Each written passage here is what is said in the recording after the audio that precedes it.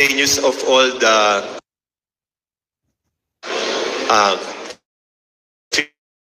films ng lahat ng kategorya o selected lang po?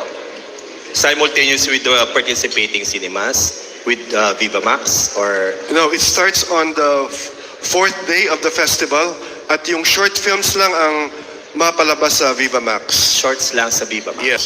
Okay. Bali, per film po yun or kasi shorts No, lang? for what you pay, yung bundle po ba? subscription, video on demand, $2.99, you get 6 shorts per program. Okay, may program pa.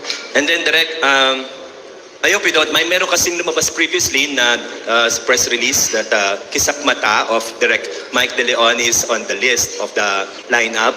Ano po ang nangyari? For the record. Yeah. Unfortunately, Direct Mike decided to